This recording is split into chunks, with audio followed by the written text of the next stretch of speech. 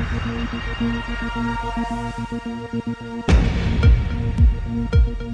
everybody, it's David Plouffe. Welcome to Campaign HQ. We have a special guest this week. We've heard from some of the leading managers and strategists for some of the top Democrats, but we're going to take a little detour this week. We have impeachment going on. It's happened rarely in our country's history. We've obviously got both impeachment and a presidential election, which we're spending a lot of time talking about in front of us, and whoever comes out of this primary is going to be facing Donald Trump. We just had another debate this week, and I was thinking who has a unique perspective on all those issues. And really there's only one person in the country, I think, and that's Hillary Clinton. She's the only person to have run against Donald Trump. She was deeply involved in 2 impeachment proceedings and has excelled at debates both in the 2008 cycle and 2016.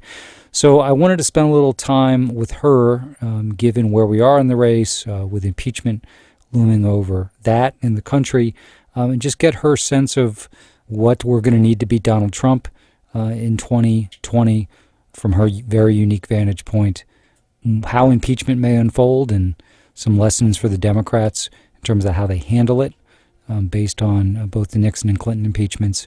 Is there any hope to get any Republican support for impeachment? And, you know, from her perspective, what's it like to be a candidate running for president to prepare for debates and how meaningful they are. So we're going to talk to her about all of that, in addition to her thoughts on foreign interference, both as related to her race in 2016 and sadly what we have to look forward to in 2020. So we couldn't be more excited to have Hillary Clinton as our guest today. Hillary Clinton, thank you so much for being with us. Thank you, David. It's great to talk to you again. We're going to talk about your book in a little bit that you've written with Chelsea, an amazing book. But you served on the House Judiciary Committee early in your career. I think sometimes it's overstated because Republicans largely hung in there with Nixon. But still, 7 of the 17 members of the House Judiciary Committee ultimately voted for at least one article of impeachment. Do you think something like that's possible today, the partisan wall breaking? And if so, how? I've thought a lot about that question because you're right that not only did Republican members of the House Judiciary Committee vote for at least one of the articles of impeachment and one voted for all 3, but after the vote was taken in the committee, a small group of Republican senators came to the White House to basically tell Richard Nixon he should resign. And I think that was a very important example of putting country over party. They didn't do it with a flourish. They obviously didn't have social media in those days, but they assessed the situation and they concluded that President Nixon had committed high crimes and misdemeanors and for the good of the country should leave. I don't see yet people in the House who are open to that, other than maybe a Congressman Amish from Michigan, maybe a Will Hurd, who's not running again, from Texas, maybe a few of the others, like John Shimkus from Illinois, who just announced that he was not running again and would not support Trump. So maybe when all is said and done, and the House, I hope, proceeds in a deliberative, thoughtful, careful, serious manner, which they seem to be doing, there will be Republicans who come on board. And then it will be up to Republican senators, some of whom are up for re-election. Maybe they will be willing to actually look at the evidence. So we're going to have to wait. And I don't think we would have predicted back in 1974 how many Republican votes we would have gotten at this point in the process. So I don't want to prejudge either way. Right. So you were also an eyewitness to another ill-advised impeachment attempt aimed at President Clinton. I'm curious, when you look at, and I think there were distinctions between how those in charge of those proceedings handled them, what advice should House Democrats take from both of those in terms of what's the best way forward to not just get the facts out, but do this in a way that may allow the permission structure for some Republicans to support ultimate impeachment if that's where the facts lead? Well, I don't think you could have 2 more contrasting examples. From my perspective as a young lawyer working on a staff that included both Republican and Democratic lawyers, including Bill Weld, who is now currently challenging Trump in the Republican primary, former governor of Massachusetts, we were told, do not jump to conclusions. We are going to follow the evidence and then apply the law and the Constitution. And we were also told we'd be fired if there was one leak, one word that came out of our proceedings. And that was the case because John Doerr, the chief lawyer, Republican, but came into the Justice Department under Eisenhower, stayed under Kennedy, became a champion of civil rights. And, he was a lawyer's lawyer, and we all lived in fear of him, and we were working 18, 20-hour days to try to gather all this evidence. And I don't think anyone could, with a straight face, criticize that process because it was done so carefully. So when the articles of impeachment were presented, they were backed up by literally reams of evidence. Obviously, in the late 90s, it was a partisan gotcha campaign. And I remember after the 98 election, when Democrats did so well, Newt Gingrich talking to White House staff, including the then chief of staff, Erskine Bowles, who said, okay, fine, you know what, we just beat you. We're fine. Let's just get back to doing the country's business. You don't need to follow through on this impeachment process. And Gingrich basically said, we're going to do it because we want to do it. I mean, it was not even an effort to disguise the motivations. Then, of course, Gingrich got pushed out, and we all know there was a lot of other stuff happening. So that was nothing but a partisan effort to take down a president. And I think the Democrats, especially those who lived through it, like Speaker Pelosi, have worked really hard to avoid any hint of that. It's one of the reasons why she resisted calls for opening an impeachment inquiry when we had issues with emoluments and we had all kinds of corrupt dealings that could be pointed to, and we had him telling the Russian ambassador and foreign secretary, don't worry about interfering in the elections, and we had the obstruction of justice claims from Mueller, who basically said to the House, here's your roadmap. But Pelosi is smart enough, experienced enough, understanding enough of American politics to say, that's not going to cut it. Those are too controversial. People are arguing over those already. If you're going to open an impeachment inquiry, it really has to be because you believe the president has crossed the line that the founders put into the Constitution. So when the Ukraine matter came up, and the public understood that, like, wait a minute, you're fishing for foreign help against your potential opponent in your reelection campaign, then opening it was understandable and appropriate. So I would certainly give them high marks. Up until now, they've been very careful. I think moving it to the Committee of Jurisdiction over the Ukrainian matter, the Intelligence Committee, was really smart. But you don't see a lot of grandstanding. I mean, you have to keep the public informed to a certain extent, and certainly Adam Schiff and a few others are doing that. But there's no rush to judgment, and they're trying to bring the press and the public along. And so far, I think they have done a really commendable effort. It's interesting. You mentioned grandstanding. Of course, one side of the equation is grandstanding every day. But I'd be curious because you lived, through the Nixon impeachment and were deeply involved in that at a time where it really was, well, the Washington Post most famously, but Washington Post, New York Times, ABC, CBS, NBC. By the late 90s, you had the entrance of cable. Now we have social media. Mm-hmm. And I guess, how do you think that may change this? Because in a way, to me, I think maybe it's not even disputable that ultimately what Trump may be guilty of here far surpasses even what we saw in Watergate. But in a way, it can seem smaller just because we're surrounded by tweets every minute, really. I'm just curious if you have a sense of how the media environment we're in right now may change things. I think you summed it up really well. I think we are in such an information overload world. People can't figure out what's important, what's more important than something else. How do I make sense of this? When we had 3 networks, a couple of major papers, and a lot of other papers. So remember, yes, that might have been the New York Times, the Washington Post, but you had really good papers across the country, from Boston and Baltimore to, LA. And it was wall-to-wall coverage. You could not escape. You couldn't get distracted. You couldn't dive into your own social media feed. You couldn't go down a rabbit hole chasing conspiracy theories. It was the country's business being reported on and presented in a serious, thoughtful way. And we don't have that anymore. We have a really difficult environment to do politics in, or to govern in, legislate in, and certainly conduct an impeachment inquiry in. And we have a single network that is a propaganda tool for not just the Trump administration, but the point of view, the kind of elitist, fear-mongering point of view that preceded him, but has been amplified by him with Fox. So I think it's a lot harder for Americans to know what they're supposed to believe. When Walter Cronkite got on your evening news and said, I've been to Vietnam and they're not telling us the truth, people went, whoa, I can't believe it. But Walter Cronkite's telling me that. I remember in the impeachment work I did in 1974, Sam Donaldson, who was, a very prominent correspondent, he would stalk us, trying to get us to talk, to say something.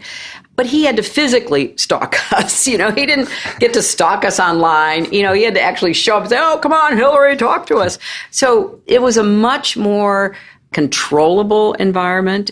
And now I think we're living in the age of distraction, and that benefits the less serious, the more anxiety-producing or conspiracy-minded people, because they can plant so many seeds so cheaply and easily, and they don't have to stand behind it.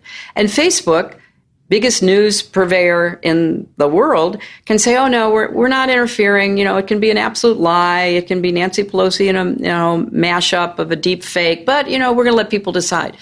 People can't decide, because we are conditioned to believe what we see and what we hear when it is delivered to us in what looks like an official way. And we've got tens of thousands of channels that are doing that.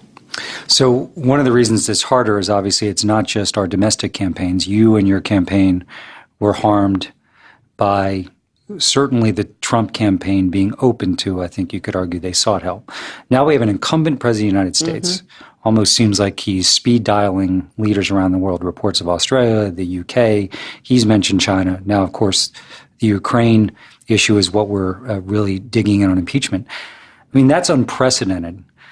My concern is it's not going to stop. I mean, how concerned are you that what happened in 2016, the disinformation, the lies, some suppression, that now you have an incumbent president, well-funded, who's probably more obsessed with re-election than any president we've ever had. They've all had a passing interest in getting re-elected. Right. But clearly putting pressure on our allies. I mean, do you think there's a chance that they could perfect this in this election cycle? And what do we do about that? I think they are perfecting it as we speak, David. I've told all the candidates I've spoken with, and I've spoken to, there's so many of them, but I think I've spoken to a majority of them. I've said, look, you could run the best campaign. You could have the best plans. You could get the nomination, and you could lose. Because of four factors. Number one, voter suppression and purging. We need to marry those up because people don't understand the many millions of voters who were purged between 2012 and 2016, and the purging goes on. The theft of material through hacking, cyber warfare, and then the weaponization of that information. The actual propaganda on social media, the phony news studios in Macedonia and Ukraine and St. Petersburg that are pumping phony stories about me dying and Pope Francis endorsing Trump on a, hourly basis. And people believe it because they've been able to get enough data points about enough Americans to be able to profile those who would be vulnerable to hearing these kinds of totally false stories, and then actual interference in the election. We don't really know to what extent the election was interfered in because nobody will look for it. We do know that in Florida, a lot more happened than has been admitted publicly.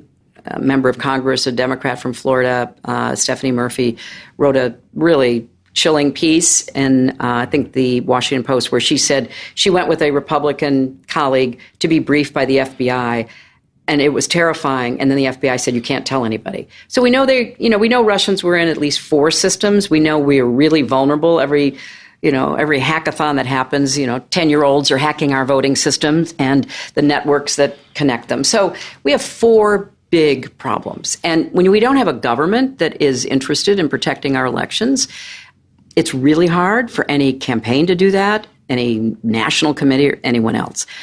So we know from Trump officials, Dan Coats, who used to be the director of national intelligence, being the most prominent, who literally went to the briefing room of the White House and said the Russians are still in our election system. We know from the bragging of the Trump campaign, particularly Brad Parscale, that they are spending tens of millions of dollars to harvest even more data, to get more information, to manipulate more voters' minds. And we know that they are working with people who were in Cambridge Analytica. We know that there still are contacts with the Russians. We know these things. So we have to assume that since it worked for them, why would they quit? I mean, Donald Trump is Vladimir Putin's dream. You know, he said that the biggest catastrophe, I think, in history was the collapse of the Soviet Union. As a former KGB guy, he is intent upon undermining democracies and trying to lay the groundwork for a resurgence of Russian greatness, as he posits. And Donald Trump is delivering that to him on a daily basis. I don't know why exactly. I don't know what Putin has on him, whether it's both personal and financial. I assume it is. But more than that, there is this bizarre adulation Trump has for dictators and authoritarians. He dreams of being able to order people to do things and make them do it. He has no democratic instincts, really. And I saw that when I was Secretary of State and traveled to 112 countries. One of our big problems were people who got themselves elected and then became authoritarian, and then did everything they could to rig elections, everything they could to make sure that they were never forced out of power. That is his game plan. That is what he's trying to achieve. And it's terrifying to me because, you know, scholars like Professor Timothy Snyder, who wrote that great little book on tyranny, they've told us what the game plan is. But I still think people have a hard time believing that, David. It's like, really? Oh, come on. You know, that can't really be true. And so part of what we have to do is alert the campaigns, try to protect them, work with people like Eric Holder and others who are trying to protect the voter registration and the actual voting process, try to raise the alarm about the breaches of our election systems, try to stand up against the misinformation, weaponization of information, the propaganda. But they're going to have unlimited money. I think the amount of money that the Trump campaign and the RNC is raising right now will be really hard to compete with. And it's not that money... The Russians. And the Russians. It's not that money is everything, but you do have to have enough. And so what I'm seeing is Microsoft just announced that Iran was messing with somebody's campaign, a Democrat this time. You saw Trump asking for China's help. I made a joke on Rachel Maddow last spring that, you know, a Democrat should just say, China, if you're listening, find Trump's tax returns. Our media would richly reward you. I said, where does this end? If every adversary of ours is going to mess with our elections, you know, I think that they did affect the outcome of this past election. But more than that, they sowed so much divisiveness and distrust. And you can't have a democracy that is functioning, making decisions, which we're not right now, if people are so divided and so angry. And we got the left and the right and everybody mad at each other. And that just benefits somebody like Trump and his allies.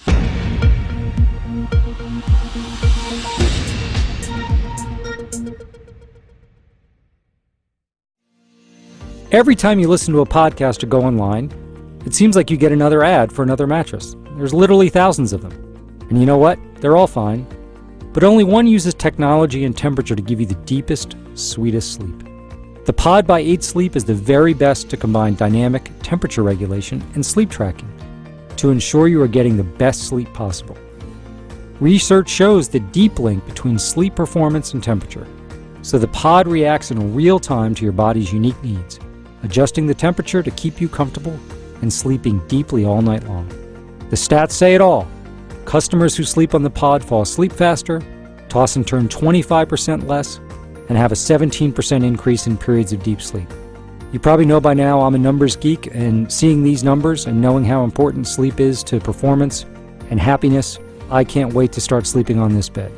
So you get all of that, better sleep, less tossing and turning, all in a bed that's still crazy comfortable. That's why it's the fitness-approved bed, loved by athletes and trainers. Right now, get $150 off your pod and free shipping when you go to 8sleep.com/campaign. That's 8sleep, EIGHT sleep.com/campaign for $150 off your pod.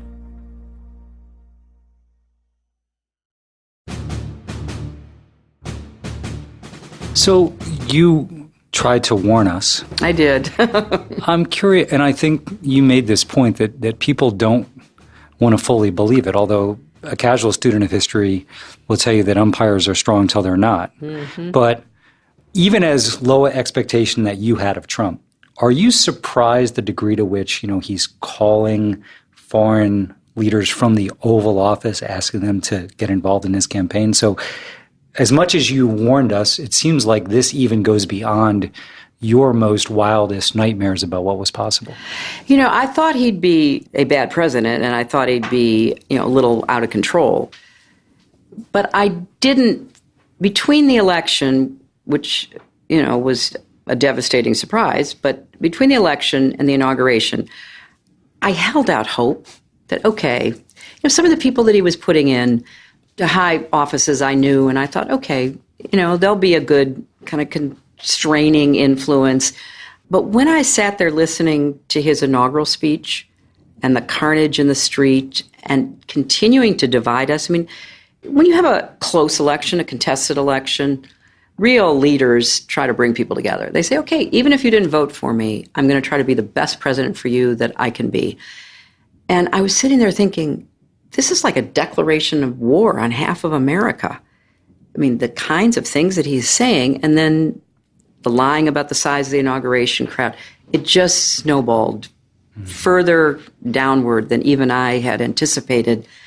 So the corruption, the using the White House to make money to not only for himself, but his family members, his corporate interests, his disregard for the rule of law, his demeaning of institutions, going after the intelligence community, Defense Department, all that he's done, all of that is really troubling. But this tendency he has to basically give away whatever the other side wants in return for help, financial help, personal help, political help, that's where you just have to draw a line. The founders were really worried about leaders seeking favors from foreign governments. They knew that the British were still fomenting problems and trying to buy people off, and they had a war of 1812, so that that became an actual fighting war because the Brits were still trying to manipulate things. The impeachment provision is meant for exactly the kind of behavior that Trump is engaged in right now: abuse of power, obstruction of justice, contempt of Congress. But with the added twist of this alliance that he has with these foreign leaders. I was doing an interview the other day, and I was talking about the tragedy of the Kurds and this impulsive decision he made. If we were going to withdraw troops, you could have a process, try to figure it out. What would be the best way to do it? How would you best secure the Kurds? A lot of tough questions, if that's the direction you wanted to go. But this was all just on the South Lawn, here's what I'm saying, and here's the tweet to back it up. And I said, so we had a call with Erdogan. How do we know he didn't say to Erdogan, you know what, I'm going to withdraw my troops. You go ahead, do whatever you want with the Kurds. And by the way, can you help me in my election? We don't know. We have no idea. Well, there has to be something. We know. We know the Russians were pushing him to do it. We know the Russians sold defensive military equipment to the Turks. So there's always a below-the-surface reason why Trump is doing things. And it took me a while in the 2016 campaign until I realized everything he accused me of he was doing. At first I thought, this is so crazy and wild. Corrupt. God, you got 40 years of my tax returns and, all the rest of it. What are you talking about? It was always projection. And, now he has taken it to the next level because He wants the help that he knows he got. He's an illegitimate president, and he knows he's an illegitimate president because he knows he got unprecedented help from Russia, their cutout WikiLeaks, from Cambridge Analytica, from suppression, all the things that, added up to give him those votes that he got. So he understands that at some level of his psyche. Right. But despite that, he's going to double down. Yes, he is. And so one question I have for you about this is, he's doing all these things, most likely high crimes and misdemeanors, and he's not even faced the voters again for re-election. How worried should we be if he wins re-election that all bets are off and there are no boundaries around this guy? It doesn't seem like there are now. But if he doesn't have to face the voters again in a second term, how dangerous could that be? I think he's done a lot of damage to our country, but I think the damage would be incalculable if he were to serve another term. I know a lot about the State Department. What he has done to the State Department, to experienced diplomats who have served for many years under both Democratic and Republican administrations, is going to set the State Department back many years because people are not applying to be Foreign Service officers. Experienced ones are quitting. Nobody can work in that kind of atmosphere, and it doesn't bother Trump and it doesn't bother Pompeo because they've got different agendas. Trump has a solely personal agenda. If he thought tomorrow becoming, pro-choice and anti-gun would get him reelected, he would become pro-choice and anti-gun. He doesn't care about anything other than his own personal fortunes. Pompeo is an ideologue, a religious ideologue, along with Barr, who gave this incredibly worrisome speech at Notre Dame, going after secularists and liberals and blaming everything that goes wrong in the world on people that he labels. They would be able to consolidate their power. So you'd have Trump being, in many ways, the figurehead, the crazy guy who says anything and does anything. But you would have these other men ensconced in power to take actions that would turn the clock back on so much of what we've achieved in the last years. Getting those two appointees on the Supreme Court, it's not just about abortion or guns. It's about economics. I remember having studied in law school, the time back in the late 19th, early 20th century when the court was totally in the bed of corporations. Whatever corporations want, the courts just said, sign me up, here I am. That is the unfortunate cycle that we could be re-entering. And another term of Trump would just nail that down. And it wouldn't be just him. It would be all the others who are doing his bidding, but also their own mission to change the country back. Two more Brett Kavanaughs, potentially. Absolutely. So let's talk about the campaign. I'm not going to ask you to handicap the primary campaign unless you'd like to, but this ultimately, the debates and the campaign themselves are about who's going to be squared off on the stage with him. And you're the only person in the world who has that experience. So I'm just curious, one of the things I reflect on in 2016 is, I think by any objective measure, you won the big moments. You had a better convention. You won all three debates. But the national news spent 32 minutes total in the whole campaign covering policy. Right. He, lies and tweets and sort of dominates the auction in a way we haven't seen before. We talked about social media, and he's, in a way, for all of his craziness, has sort of perfected that art. So do you have any advice for someone, whoever comes out of our primary, how do they deal with that? Like, even if they win the debates and they have a great convention and get a great VP, those big moments, which are undeniably important, the day-to-day execution of the campaign against him seems really difficult. It is really difficult because he knows that if he can keep the spotlight on him, no other voice will break through. So it's not only that he's doing things that seem disqualifying, at least in my view. He just cares how much airtime he gets. He just cares how dominant he is in people's living rooms and their earbuds and all that he is counting on. And he knows that he's not going to lose his hardcore. His hardcore is with him no matter what. They like the fact that he insults people. They like the fact that he's rude. They like all of that. I think it's, their own frustrations, but however one explains it, it has very little to do with economic anxiety and a lot to do with cultural anxiety. And so they are very much behind him. And then you've got the religious element, and you've got so-called religious leaders saying things like, well, he's not a religious man, but he's protecting what we care about. And, that's abortion, for example, trying to push the clock back against gays. You don't have to bake them a wedding cake. You don't have to hire them. You can fire them. All the things that the religious right wants, which he is trying to deliver because they're a loyal voting bloc. So I think that it's going to be hard, no matter who our nominee is, to break through. And there's going to be the below the radar screen battle being fought out, as we talked earlier, online in particular, that will be hard for us to compete with.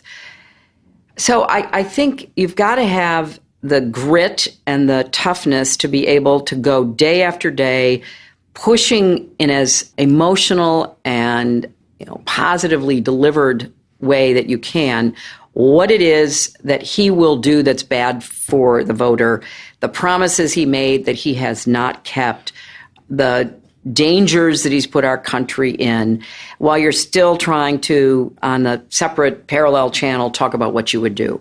It's a really difficult balancing act. And what he's counting on is that whoever our nominee is will have made some promises in the primary, taken some positions that they will be able to blow up out of all proportion to beat that person. Because what they'll try to do is say, I may be bad. In fact, I am bad, and I admit it, and I love it, and so just live with it.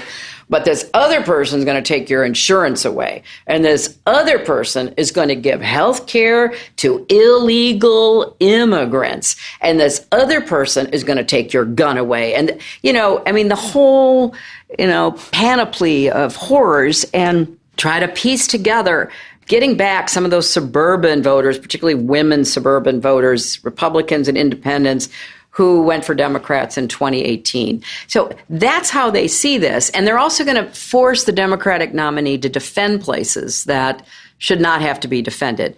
So watch what happens in Oregon. Watch what happens in Colorado. Watch what happens in New Mexico. They've been pretty open that, those are places they're going after, and New Hampshire. And so, they're going to have more money than they can possibly ever spend. And they're going to really put financial pressure on whoever our nominee is. And they're already kind of boiling the waters. Look at Oregon in particular. Everybody thinks it's a very reliable blue state. And our big advantage in Oregon is they vote by mail. So it's really hard to suppress it, really hard to tinker with it.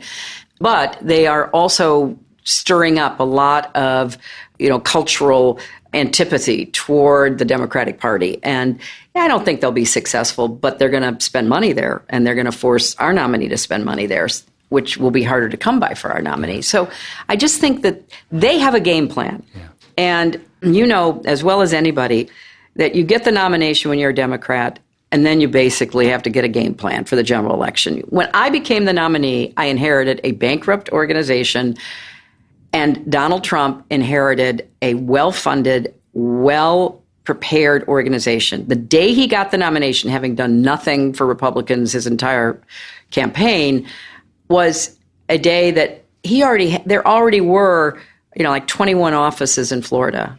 I had to do all of that. There was nothing. I had nothing. And so from my perspective, I think we'll be a little better off than we were back then, but we're going to be outgunned, outspent, outlied. We're going to have a lot of problems. And the thing we have to do is get enough people to turn out so that they can't steal those votes through suppression in Wisconsin, or convince blacks not to vote in Michigan, all the stuff that they did this last time, which was very effective, and the Russians played a big role in. Right, and they'll double down on this time. No, and Trump had those advantages, but he was not an incumbent. So as we know, whether it's Ronald Reagan, your husband, Barack Obama, those first 18 months of the election cycle were as important as the last 6 months. I think that should give us pause. So one, it's connected to the discussion we just had, and actually about social media earlier in our discussion. Donald Trump, as you know better than anyone in the world, only got 46.1% of the vote nationally. He got 47.2 in Wisconsin, 47.7 in Michigan. If you had said those before the election, you would have said he's going to lose in a landslide. Right. But one of the reasons he was able to win is the third party vote.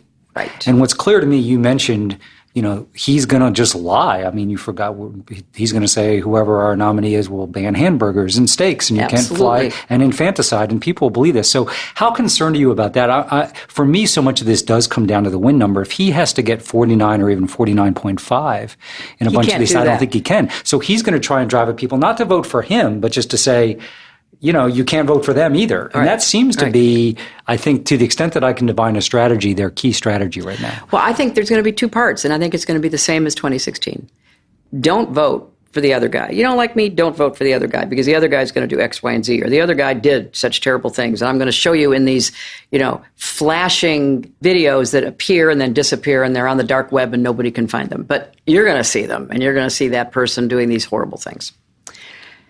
They're also going to do third party again.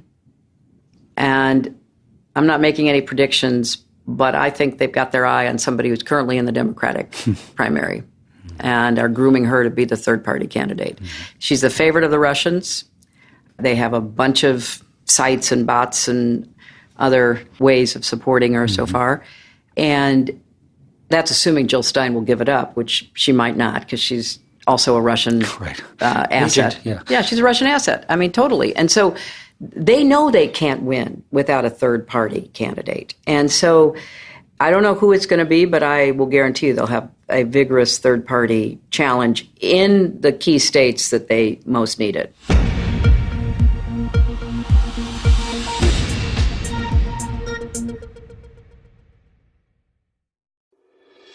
There's nothing more important than hiring great people. Ideas, plans, they don't matter if you don't have the team to execute. But it can also be a slow process. Cafe Altura's COO Dylan Miskowitz needed to hire a director of coffee for his organic coffee company, but he was having trouble finding enough qualified applicants. So he decided to try out ZipRecruiter. ZipRecruiter doesn't depend on candidates finding you, it finds them for you. Its technology identifies people with the right experience and invites them to apply to your job, so you get qualified candidates fast. Dylan posted his job on ZipRecruiter and said he was impressed by how quickly he had great candidates apply. He also used ZipRecruiter's candidate rating feature to filter his applicants, saving him time so he could focus on the most relevant ones. And that's how Dylan found his new director of coffee in just a few days. With results like that, it's no wonder 4 out of 5 employers who post on ZipRecruiter get a quality candidate within the first day. Try ZipRecruiter for free at our web address, ZipRecruiter.com/campaignHQ. That's ZipRecruiter.com/campaignHQ. ZipRecruiter, the smartest way to hire.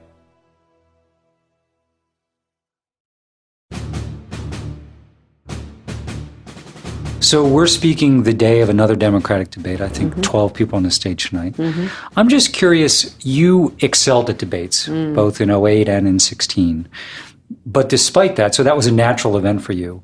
I don't think people understand what a burden it is. Just from like a candidate perspective, I think it'd be interesting for people to hear, like, it's not like the world stops or the campaign stops. No. But you have these big moments, like, just from a candidate perspective, and you've got your team jawing in your ear, not making any sense probably half the time, if my experience was any guide. And so what's that like for you as someone who's prosecuting a presidential campaign? And I think people just assume, like, well, you're out there talking every day and, you just sort of build a few hours to get to the debate stage, but it's hard. It's really hard. And I can't even remember how many debates we had in 08. The number I think 24. About 1,000. Yeah, it felt like 1,000. I think 24. I mean, it was every time you turned around, we were having a debate. And I think we started off with, 10 people on the stage? So we know what that's like. Debates are always high-profile, tightrope acts because if you make a mistake, it can be devastating. And the history of debates shows a lot of candidacies ending because somebody made a mistake. If you do really well, you can breathe easily, but that doesn't necessarily translate into victory. You have to keep doing well and you have to build on it. I always took debates seriously because I was the only woman on the stage in both 08 and 2016, and I just knew that I'd be under much more scrutiny. There was literally no room for me to make a mistake, to misspeak in any way without being hammered. So I did. I really, prepared. I thought a lot about it. But, the debates both in the primary and in the general election in 2016 were not as substantive as the primary debates in 2008. Barack and I had a real disagreement about health care. We both wanted it, but we had a disagreement about how to get there. And so you had a substantive debate where people could see differences. I don't know whether it's because the people conducting the debates were not as well informed or didn't prepare well enough, but I didn't feel like in either the primary or the general election. I kept thinking, part of the reason I spent so much time hammering out my policy for 2016 is I really expected a moment. Like I remember from past debates, my husband was in debates even before and after, where an interviewer would say, well, okay, explain how that will work. What will the tax rate be? Where will you get the revenue? I expected to finally be put to my paces. I'd have to explain my policies. That never happened. It was so superficial, top water. And, it's like in the debate when I said that Trump was, Putin's puppet. No puppet, you're the puppet. Now, a seasoned interviewer would say, just a minute, Mr. Trump. She's just made a serious charge against you. And you need to answer that. This is about the future of our country. None of that happened. Right. So I don't quite know how to evaluate what's going to happen in these debates because they're not really, I don't think, at the level that they need to be to help sort out the people who are on that stage. Maybe tonight will be different, but having 12 on the stage is a little bit challenging. But you still have to prepare for them. You have to prepare for them if you think it's going to be a serious endeavor. Trump didn't prepare for them. He sat at his country club in New Jersey with Rudy Giuliani and a few people, and they just traded insults, like, oh, and then call her this, and then, oh, say that. Because he understood that the press was still paralyzed. They were incapable of dealing with him. So call me names, do whatever he would not pay a price for it. And unfortunately, whoever does the debates this next time is sure going to have to be better than they were last time. For sure. So again, asking you to speak as a practitioner, you mentioned in 2008, I think we started with 9 or 10. Yeah. Eventually got down to you and Barack Obama. Right. In 2016, you started with a bigger stage, you and Bernie, and then obviously you and Trump.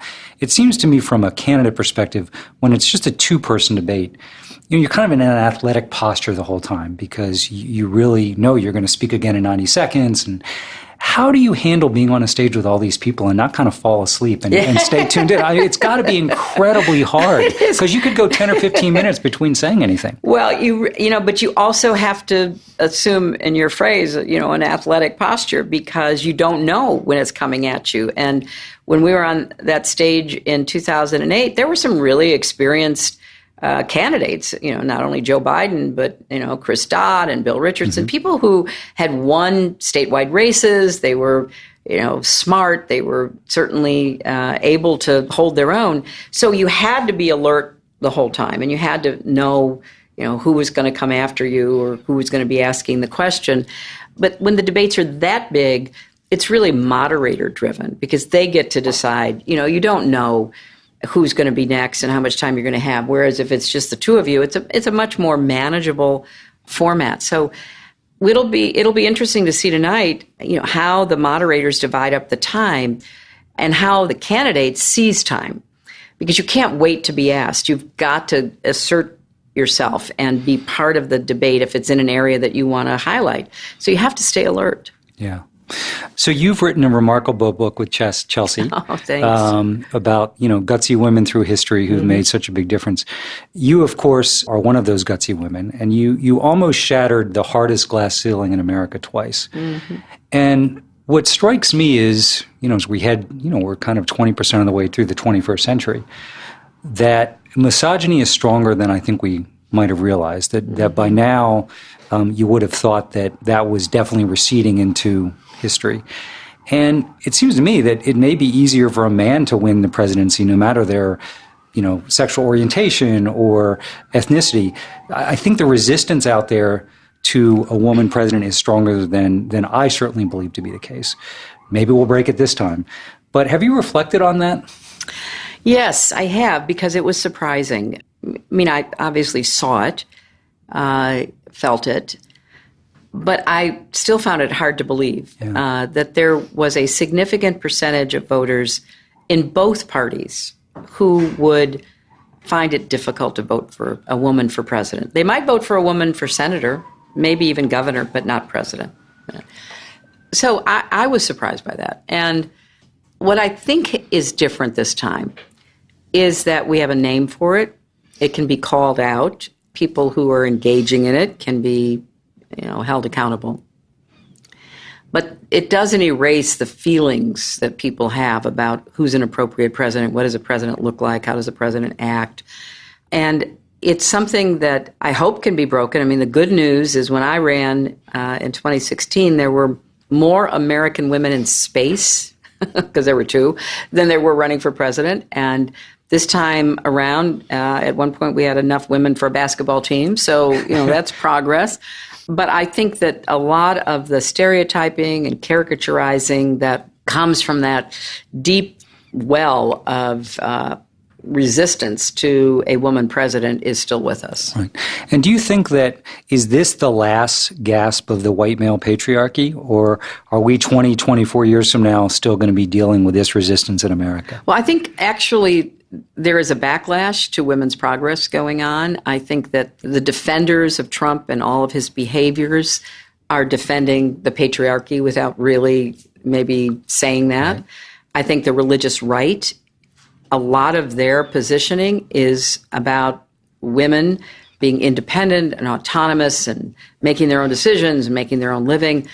And so I fear that we're caught in a bit of a crossfire here where a lot of young women particularly and young men, expect to keep pushing forward, make this progress, get rid of all of these obstacles.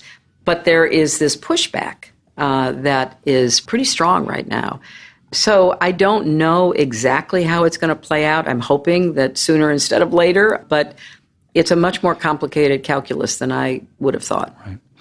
So thank you for spending so much time with that. I just have one last question. I think it's really important and clearly authentic, your sobriety around how hard it's going to be to beat Donald Trump, because you've seen it up close. And I think sometimes folks in our party, they just believe he can't be reelected again. They see his polls, but we know this is going to be a battle. So there's so many Americans who worked so hard for your election, worked for the amazing candidates in 2018, worked for President Obama. What's your message to them about their, I actually think, responsibility to make sure this is a one-term nightmare, not a two-term nightmare? What can the average person do out there to make sure we beat this guy?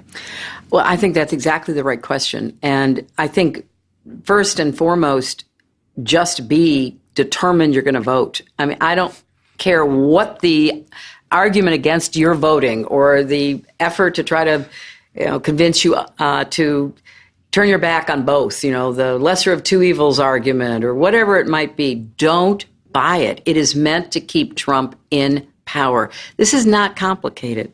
If we get enough people to turn out and vote, he will be retired. But if our people, who oftentimes are seeking the perfect as opposed to the good enough, get in the frame of mind that, they can't vote for, candidate X who the Democrats have nominated because that person, wasn't perfect on whatever the scorecard might be, we will hand that election to Donald Trump. So get involved, speak out, get your friends and family to get registered to vote. After you register, make sure that it counted and you're really in the voter registration rolls, and just be determined that you're not going to be fooled. Fool me once, shame on you. Fool me twice, shame on us, right? And he fooled us last time. He fooled all of us, and he had a lot of help fooling us. And so don't be fooled. And your best way of making sure he doesn't continue to undermine our values and our institutions and the rule of law and our country's future is to be sure you vote and make your vote counted. There's a lot of other things you can do if you're so inclined to get involved, maybe run yourself, all the things that are part of being an active participant in politics, supporting your candidate of your choice. But when it comes down to it, nothing beats voting. And I just want to end with this one little story. So Ohio's been one of the main purgers of votes since 2012. They have purged millions of voters, and they're up to it again. But they picked some of the wrong people to purge, because the woman who happened to be the president of the League of Women Voters in Ohio, decided for the purpose of her organization to see how this purging thing works. So she was going to check on a few names, including her own. And she found out she'd been purged. And they claimed she'd been inactive. And this is a woman who never misses an election. She had voted 3 times in the last 2 years at, state and local levels. And she basically said, if they can do it to me, they'll do it to anybody. Because they are trying to, shape the electorate to support Republicans and ultimately Donald Trump. And we cannot let that happen. So get involved in voter protection. Go to your county or your city or your state election board. Make sure that they are not disenfranchising people. Don't let them do it to young people. Don't let them do it to, African Americans or Latino people. Don't let them do it to the elderly. Don't let them do it to anybody. So become an active citizen and an absolute reliable voter. No, I think it's on us. I was reflecting on your race in 2016 and the difficulty of really dealing with Trump and that circus and getting your positive message out. And I just reflected on my own personal social media behavior. I don't think I shared any positive plan from you. It was all the latest Trump outrage. And I think we can't assume that the candidate or their campaign, strong as we hope they are, can do this on their own. Right. We don't have the Russians, we don't have Fox, but we have us, and there's more of us than them. And there are more of us than them if we vote. And if we use our own social media accounts to not only put forth the arguments against some of the wrong-headed stuff that the other side's putting out, but the positive arguments that are there to be made on behalf of whoever our candidate is. Hillary Clinton, thank you so much for your time today. Thanks, David.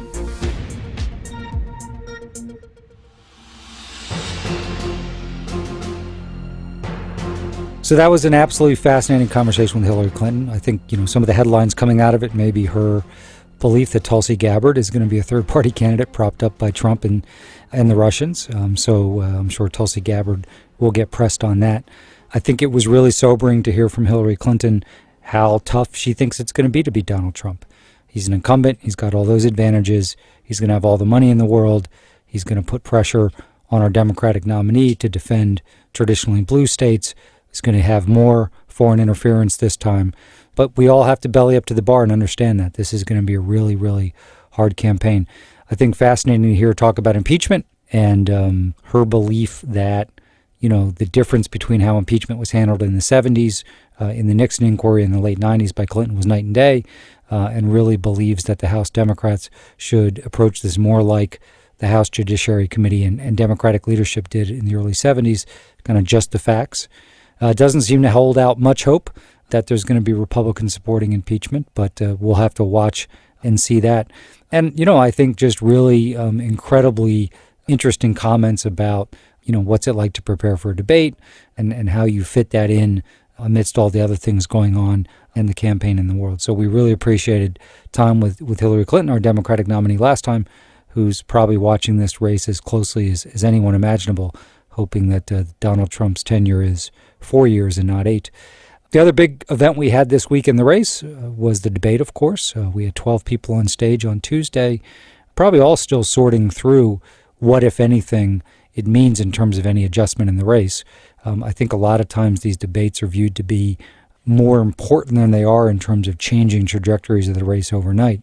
But a few things jumped out to me. One, we talked about this last week. Elizabeth Warren now is at least the co-frontrunner with Joe Biden, if not the frontrunner, and you'd much rather have that momentum than not, but you're going to get put under the microscope, and we saw that for the first time. She really was the focus of most of the contrast and attacks from the rest of the field. I think the most meaningful exchange was the one with Mayor Pete on healthcare, and I think that is, I've talked to all my guests about this issue to date, and I think this is going to drive a lot of the close of the campaign because, this is probably the most obvious flashpoint where you have distinction. And I think Mayor Pete was pretty effective. I mean, the truth is, if you believe polling, there are a lot more Democrats who are going to vote in the primary and caucuses who do not want to move to Medicare for all right away than do. So we're not even talking about the general election. So I'd imagine we're going to see that move from the debate stage to computers and telephones and televisions and radios and town halls pretty soon. Joe Biden obviously was asked the predictable question around Ukraine, and Hunter Biden thought he handled that well, but it was also evidence that, he's not the shining front runner anymore. So he was less a focus. I think, for me, the great winnowing should hopefully happen soon, because we really need to see how these people are going to compete when it's down to 3, 4, 5 candidates and ultimately 2, because that's really the only way you can get the measure of who might have what it takes to best Donald Trump on the debate stage. So I'm very eager for that.